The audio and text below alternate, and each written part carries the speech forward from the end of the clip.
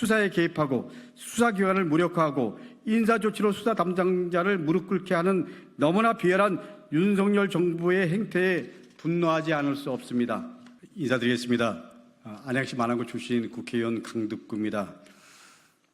저는 윤석열 대통령 진짜 이거 더 이상 대통령으로 인정해야 되냐 이런 분노하는 마음으로 이 자리에 섰습니다.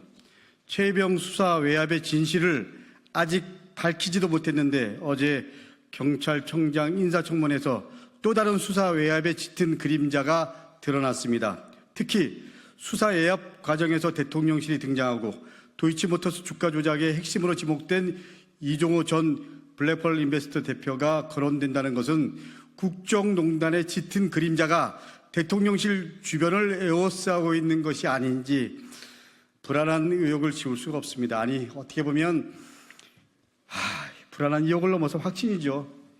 이 정권의 실체를 또다시 보여주고 있습니다. 보도와 인사청문회 증언에 따르면 지난해 9월 영등포 경찰서에서 진행 중이던 세관 마약 의혹 수사가 결과를 발표하기 전 외압으로 발표가 미뤄지고 내용이 수정된 것으로 드러났습니다. 마약 의혹 수사입니다. 이 내용을 들으면서 최혜병 수사 외압 의혹을 떠올리지 않을 수 없었습니다. 두 사건에서 5가지 공통점을 찾을 수 있었습니다. 첫째, 부처 내에서 수사 과정은 원활하게 진행됐다는 것입니다. 최혜병 관련 수사는 박정훈 수사단장이 수사하고 장관 보고까지 순조롭게 진행됐습니다. 수고했다. 사단장까지 처벌되면 엄정 수사된 것으로 국민은 생각할 수 있다. 이렇게 좋은 평가를 받았었습니다. 그러나 마약 수사 역시 백혜룡 수사팀장이 수사하고 경찰청장까지 순조롭게 진행됐습니다. 대단히 수고가 많다. 중요한 시점에 아주 훌륭하고 그리고 성과를 내고 있다. 이렇게 칭찬까지 받았습니다. 둘째, 대통령실이 수사에 개입한 정황이 드러나는 것입니다. 최혜병 관련 수사는 대통령이 수석보좌관회의에서 이런 일로 사단장을 처벌하면 대한민국에서 누가 사단장을 할 수 있겠냐며 격려했고 이후 수사에 개입하는 정황이 드러나게 됩니다. 마약 수사는 용산에서 사건 내용을 알고 있다, 심각하게 보고 있다고 수사팀에 전달됐고 이후 수사 개입 정황이 드러납니다. 셋째, 대통령실의 수사 개입 이후 기류가 급변합니다. 최혜병 관련 수사는 장관에게 보고한 수사 결과를 경북경찰청장에 이첩하는 것을 막기 위해 이첩 보류 명령을 내렸고 끝내 이첩하자 국방부 검찰단은 경북경찰청으로부터 수사 기록을 회수했습니다. 마약 수사는 서울청 형사과장, 조병로 경무관, 인천세관 국장 등 전방위적으로 수사 내용을 수정할 것을 요구했고 이를 거부하자 마약 수사대로 수사를 이관해 담당자를 수사해서 배제시켜 버렸습니다. 넷째, 수사를 담당하던 책임자들을 탄압하기 시작했습니다. 최혜병 관련 수사는 장관 결재가 끝난 수사 결과를 경찰에 이첩한 박정훈 수사단장을 국방부 검찰단은 항명과 상관 명예훼손 혐의로 기소합니다. 마약 수사는 백혜룡 수사팀장이 지난 7월 16일 고강효 관세청장, 김광호 전 서울경찰청장 등 9명을 직권남용 권리행사 방해 및 변호사법 위반 혐의로 공수처에 고발하자 바로 이틀 뒤 화곡지구대장으로 자천성 인사발령을 감행합니다. 다섯째, 의혹의 핵심 인물, 즉 이종호 전 블랙펄 인베스트 대표가 등장합니다. 최혜병 관련 수사에서 왜 대통령이 김계환 사령관을 무리하게 지키려 할까라는 의문이 있었습니다. 그 이유가 이종호 전 대표가 VIP를 통해서 구명 활동을 하기 때문이 아닌가라는 깊은 의심이 있습니다.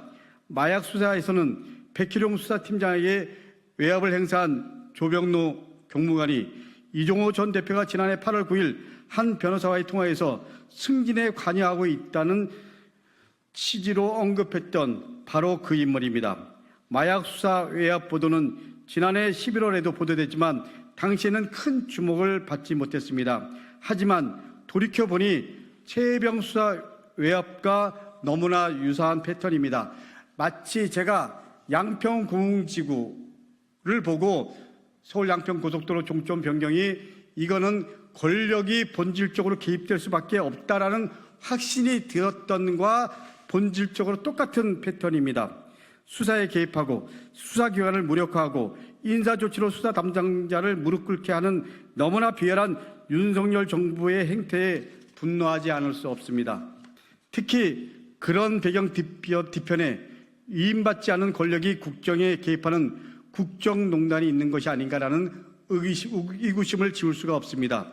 윤석열, 김건희 공동정권에게 분명하게 경고합니다. 지금 윤석열 대통령 탄핵안 청원에 140여만 명이 국민이 동의했습니다. 국민들의 분노는 탄핵을 명령하고 있습니다. 지금 탄핵을 요구하는 국민들의 목소리가 더 커지는 것은 윤석열 대통령, 김건희 여사가 자초한 것입니다.